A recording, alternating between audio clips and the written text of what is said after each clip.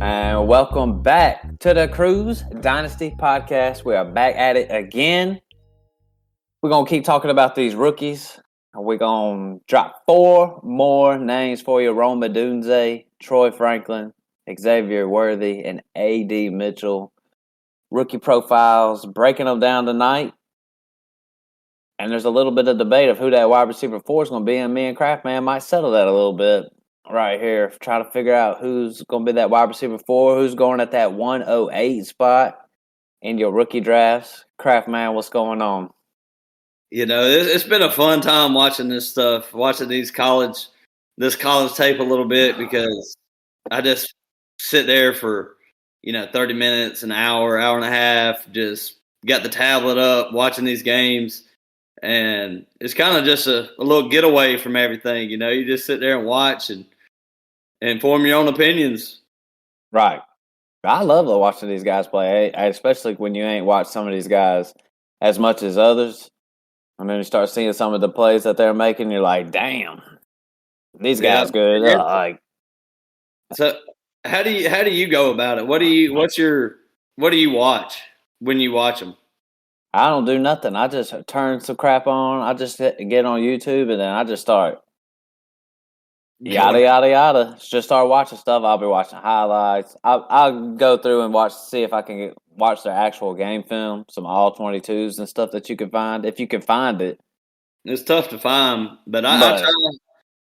Go ahead, man. But yeah, I like to read about these guys too. Like I like to see what the other people are saying with their profiles. They got some of these people go in depth. I'm just reading about these traits and all kinds of stuff, and I just like to. That's pretty much like, I'm not sitting out here formulating my. What am I trying to say? I ain't trying to put out a whole formula out here and be like, this guy's going to succeed, this guy's not. I'm just trying to figure out whether these guys are good or not and where to slide them for your rookie drafts. That's how I see it. Yeah. I mean, I usually don't. I haven't watched any highlight reels. I try to stay away from it a little bit because everybody looks fantastic when you watch the highlight reels. So I really just go on YouTube, go to, like you said, the all 22s if you can get them, and watch game film. And I personally skip the games against shitty opponents. If Texas is playing whatever college that you never heard of, I don't watch that film. And I just watch probably about 5 or 6 games of every player and watch the good and the bad. Right. And with that said, a lot of this too is I watch a lot of college football. I will say this though, I watched less college football this year than any other year. Usually I watch all these guys. I know them all by heart no matter what. I'll say it's a little less likely this year. So I know these guys a little less this year. So when I'm watching the film, I'm seeing stuff that I ain't seen before, So yeah, and I'm the opposite. I don't watch that much college football in general during the season, but when it comes to this, it's kind of refreshing to watch the special talents on, good teams, or, I'm just an NFL guy. And when it comes down to this is fun for me because I get to watch a little something different. Right. And when you watch the NFL guys, you kind of, it's like when you are at any job that you're at, you get to watch the people who are best at what they do and then compare them to the guys who are the best at their profession, Right. So with that said, we're going to break it down and we're going to start it off from the top, man. Before we get started, 5-star review and add the podcast and hit me and Craftman up. Might get us another startup going on this summer. See what's up. But with that said, Craftman, let's go ahead and start it from the top. Rome Odunze. He's pretty much your consensus wide receiver 3 in rookie drafts. I see him going at the 106 or the 107 in rookie drafts.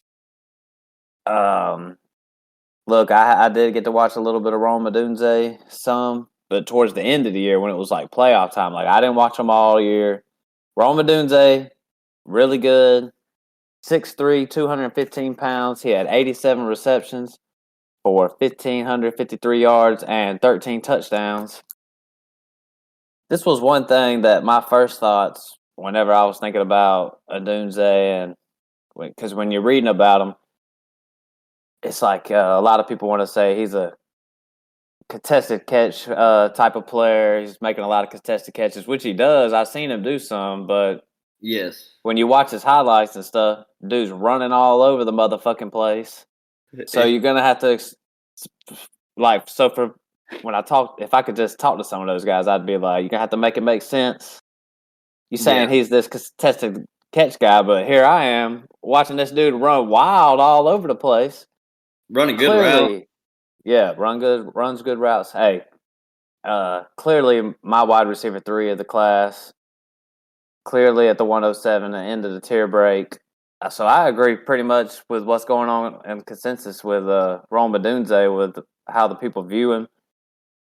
I like Rome Odunze. Clearly my wide receiver 3. Yeah, he's mine too. And like you said, the notes I got on him is pretty much downfield threat with really good hands and tracks the ball in the air like really well and comes down with 50-50 balls with ease.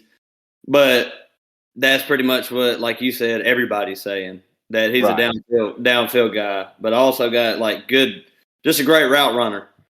Yeah. In the intermediate area, but he's not extremely special after the catch. Like we mentioned QJ in the last episode, and it was like, this dude's just a yak guy. Yeah. Odunze is not necessarily a yak guy. He's got the downfield ability to make contested catches. And I've heard a lot of people, we don't do a lot of comps, but a lot of people are saying Mike Evans-esque type receiver. Right. And I can see it. Good size, good tracking ability, comes down with, the contested catches. But like you said, he's a lot more than that.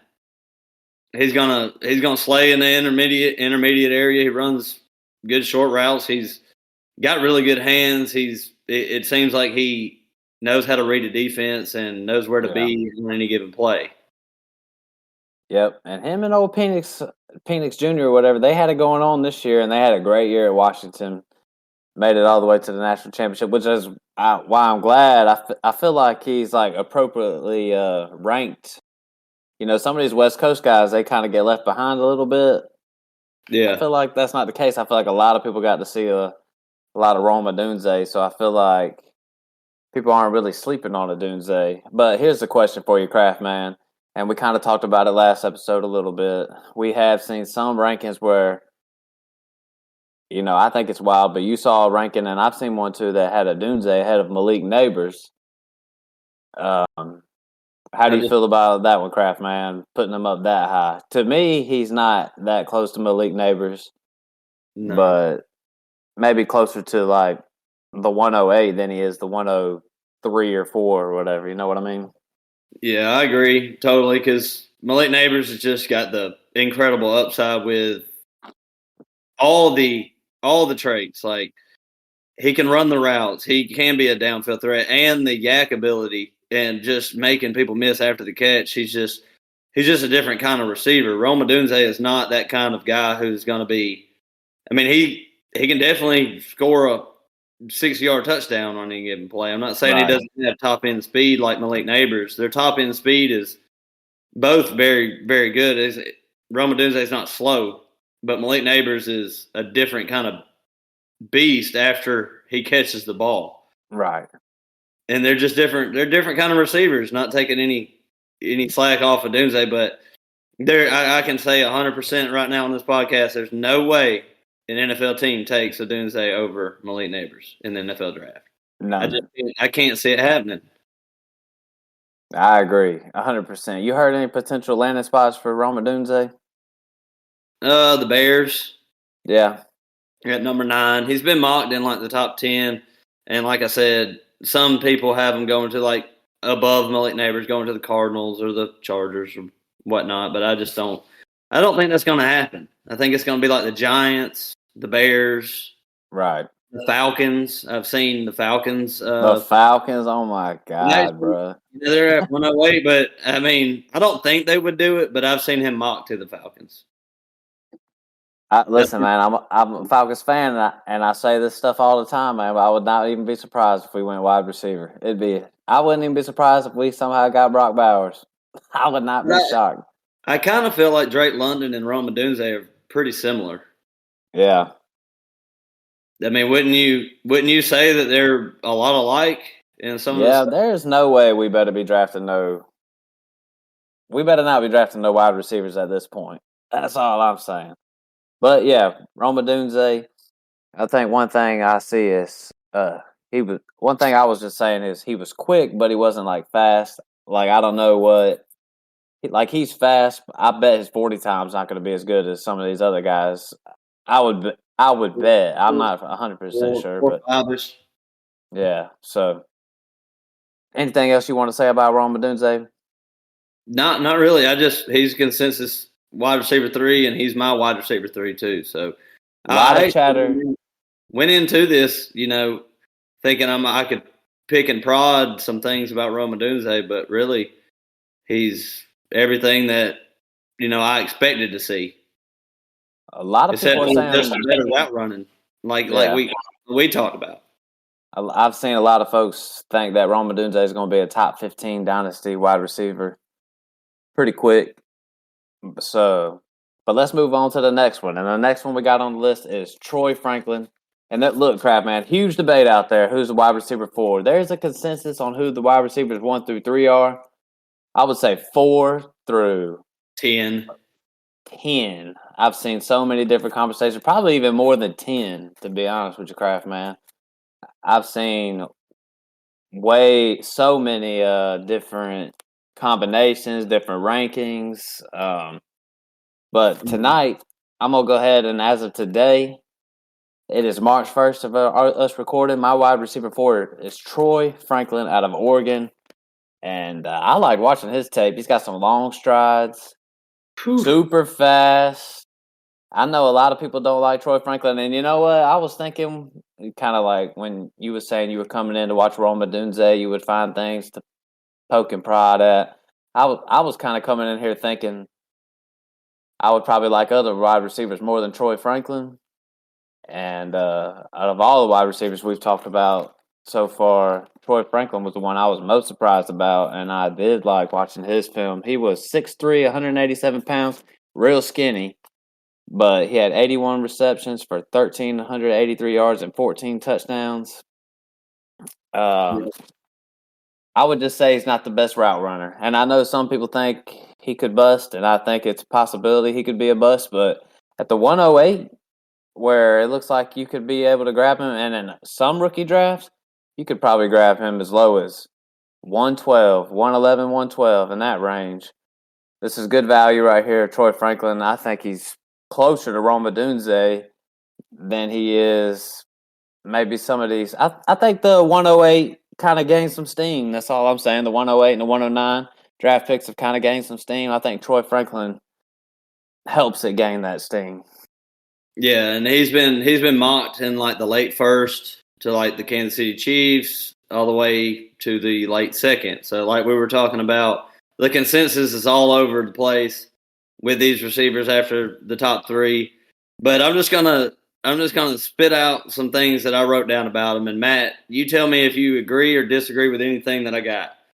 I put extremely explosive off the ball and destroys poor defensive backs when they try to press him because he has different releases. Like he kind of lulls you to sleep a little bit, and then he takes off. Smooth runner, runs effortlessly, and knows how to dial it down to find the open spot and zone. But he did have a limited route tree at Oregon, and he's not really a target earner type receiver. And I just put that I think he fits with an offense as a good number 2 who can stretch the field. That like sounds spot on to me, Kraft, man. Type thing. Yeah. I mean, I don't disagree with anything you just said. So, I mean, I don't know. I just like Troy Franklin. I like a lot of these guys, but I like Troy Franklin. He's clearly my wide receiver 4 at this point, and there was a pretty big debate between him and Brian Thomas Jr., which we'll talk about him in the next episode. That one's kind of set to bed for me. That one's really not even close. Not for me. Not for me either. So I don't know. We won't even talk about that one that much. So I don't know, man. There's really not much for me to say about Troy Franklin. I think it's a possibility he could be good. I don't know. I'll say 107. Like Roma Odunze feels like he's going to be successful. You know, I could see Troy Franklin not working out. You know what I mean? Yeah, I can see Troy Franklin not working out. It's a little bit of a risky pick. And the main thing with him, I feel like, is he's just not the type of receiver that you think is going to get 10 targets a game. Yeah. But I don't see him as just being a deep threat neither that just, has a catch for 80 yards and a touchdown. I think he's somewhere in between where he's just an explosive receiver that they're going to find ways to get him the ball. And he's a good enough route runner. I'm not saying that he's a bad route runner at all because he like I said, he's very good against zone coverage also, which is what the NFL plays now. So he's not just a man beater, but he's not your prototypical wide receiver one. He's more like I know he's a lot taller, but he's kind of got the range of like a Devontae Smith, T. Higgins type for me in fantasy, which is perfectly fine if you want to be the wide receiver 15 in fantasy. That's a lot. That's his upside. I don't think his upside is Jamar Chase. Right. Yep, I agree 1,000%. So, Craftman, that pretty much puts you and me at consensus so far. For 1 through 4, we're pretty much lockstep. We'll talk about these next couple guys right here. The Texas wide receivers, Xavier Worthy and A.D. Mitchell. We'll kind of talk about them at the same, kind of combine them a little bit. But Xavier Worthy, 6'1", 172 pounds. Last season had 75 receptions, 1,014 yards, and 5 touchdowns. And really, I feel like this past year really wasn't even his best year or even close to it. He really came onto the scene his freshman year. At age 8. He's 20 years old now, and he's been producing in college since he was 18. His freshman year was about just as good as his junior year. Right.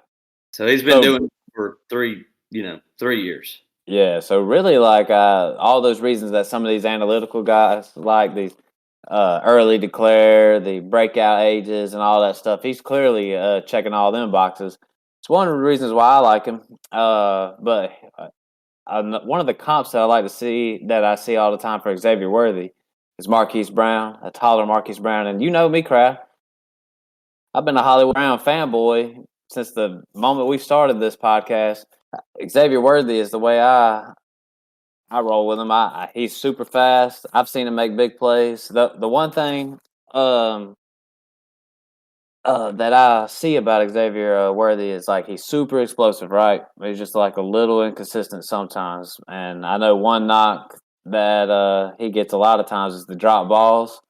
Yeah. In fantasy football, it really doesn't even matter about drop balls. But if you're not one of these top guys and you're splitting hairs between, unless you drop everything, coach. Yeah.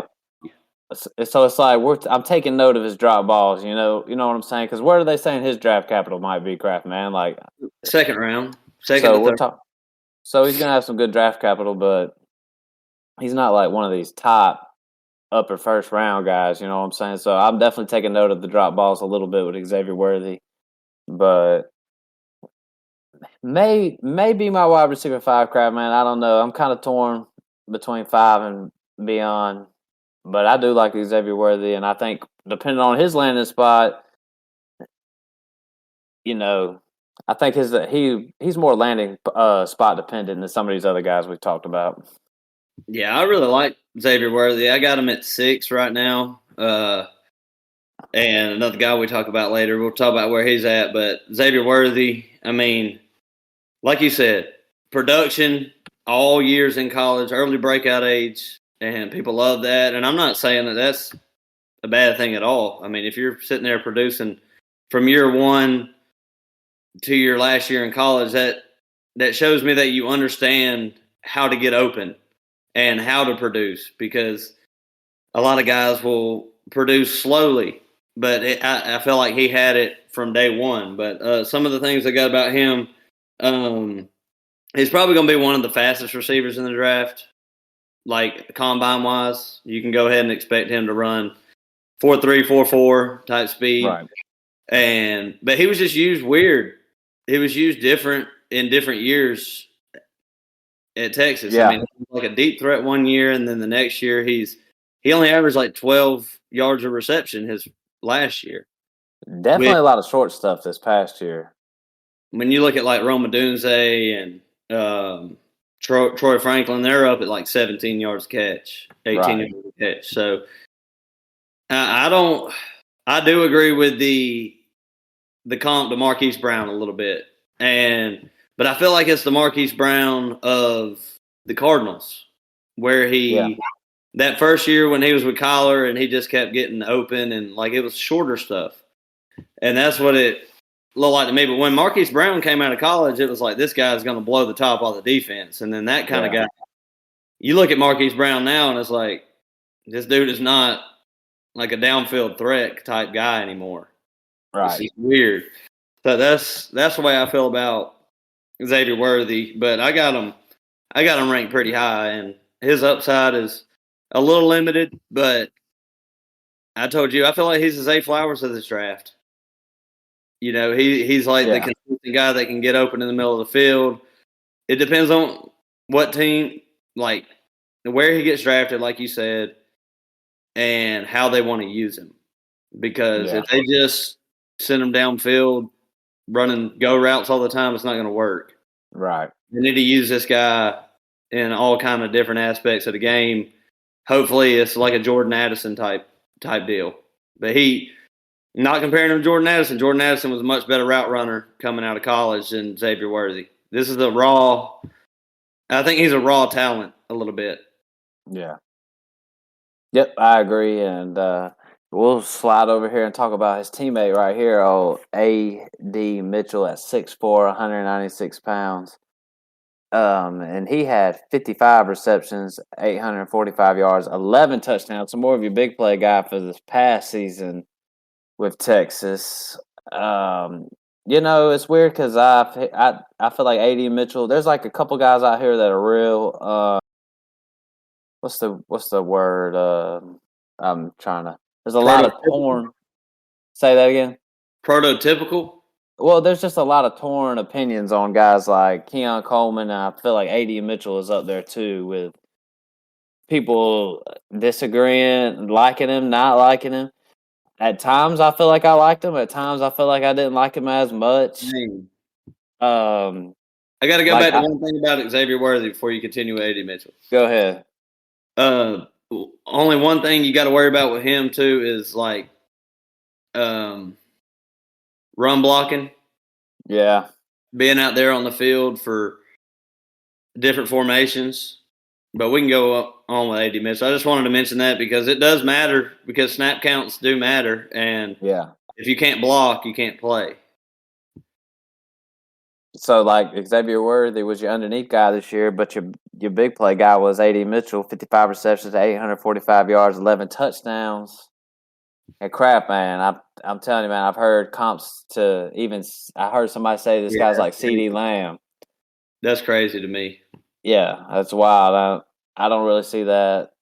In fact, C.D. Lamb, I mean, I just think about him in college, and I don't remotely get A.D. Mitchell.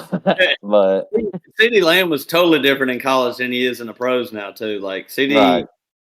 just earns targets and gets open all over the field. But in college, you watch C.D. Lamb, it was like, this guy's super explosive, just blowing the top off defenses all the time, like 18 yards a catch. And now he's just became like just an alpha receiver who's getting 15 yards a game. The things about A.D. Mitchell is he was fast. I think he struggled through contact a little bit. And he was a good route runner, but not a great route runner. You know what I'm saying? He wasn't terrible, but he was pretty good. And I think A.D. Mitchell's he's pretty good. He's a fine player. When it comes to the Texas receivers, though, I think I'll take Xavier Worthy over A.D. Mitchell. But I don't dislike A.D. Mitchell at all. But I just can't. I don't know. I'm gonna be honest, Crap. I just feel like he's gonna be one guy that I'm not really drafting too much in rookie drafts. Yeah, I mean, I actually got him ranked at 5. I got him above Xavier Worthy, but Yeah, this is a loose ranking based on landing spot. yeah, And the only reason that I got him ranked at 5 is just the upside in general. He's just got the size. He's got the speed. Like he's just a physical receiver that you're looking for that could be a prototypical alpha type receiver that can earn targets. But some of the stuff I got on him is just he got strong hands, right. and he can run around. He can take the slant. You know, he can take contact over the middle and it won't phase him much. Like he's not really the receiver he was using in college. Like you said, he was a deep threat guy. He's not really going to be that. No. I don't feel like he's going to be on a team where he can be a real target earner, and that's the main thing that I'm looking for when I'm drafting receivers is which guys can find the spot in zone coverage and just be a target earner, really, and have the size and the strength and everything else. And he's that kind of receiver, but he's really boom bust type pick in your draft. Yeah, I agree. So these wide receivers right here, and I think one thing, you know, me and Craftman, we said it maybe last episode, maybe this episode, is when we've watched all these receivers, and when you see these guys, it just makes me think of how deep this wide receiver class is. Like this class is deep. Like all these 4 guys we talked about right here, that it's basically like 3 through 7 or 3 through 10, something along those lines. These guys are really good, and where you'll be getting some of these guys in your draft makes it worth, you know, because like we'll talk about this next guy in the next episode, Keon Coleman. Dude's he's got all kinds of flaws and stuff, but he's an athletic freak. And if you're drafting him at the 2-5 or whatever, I'm all for it. You know what I'm saying? Like, so it's like all these guys. I don't dislike any of these guys, and you're going to get great value on pretty much every wide receiver in this draft. Yeah, running backs too, though. But I know we ain't talked about Keon Coleman, but like the A.D. Mitchell thing, the reason I got him ranked higher than Keon Coleman is just they're both physical freaks. Keon Coleman might be a little bit more of a physical freak than A.D. Mitchell, but I feel like A.D. Mitchell has a little bit more understanding of the game and how to get open in the routes that he runs, and a little bit more college production, to be honest. But it takes a lot for me to rank him that high, being he left Georgia. You know what I mean? Right. There was a little bit of bias coming into it, but I was like, I really like this. I really like this tape. I mean, I'm not hating on the guy at all. There's a couple things I didn't like. I mean, his acceleration is not off the charts. He's not no Malik Neighbors after the catch or off the line of scrimmage, but I could just see him being a number 1 in an offense, and that's really the only reason I would take him above some of these other guys is because I could see him being an alpha type receiver somewhere. So basically, that's all I got. Craftman, do you got anything you want to say about any of these 4 rookies that we talked about tonight? Something that we might have left out on Odunze, Troy Franklin, the Texas wide receivers? Yeah, I like all these guys. The guys we talked about tonight, Troy Franklin, all of them are going to depend on landing spot. I mean, I hate to be a broken record here, but Troy Franklin especially, you know, you got to find a place for him. And like I said, I think he fits in as a number 2. So don't be mad if he's behind a great receiver in another team, because he's not that kind of guy. Right. Yep, I'm with you, Crap. I echo everything you said. Like, I like all these guys too, and I just can't wait to throw them on my team. That's all I can say. But yeah, man, thanks for listening to these rookie breakdowns. That was 4 more rookie breakdowns. So that was Odunze, Troy Franklin, Texas wide receivers.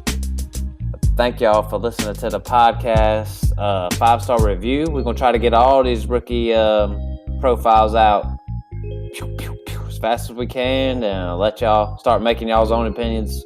Get ready for these rookie drafts. But with that said, Craft Man, we out. Peace.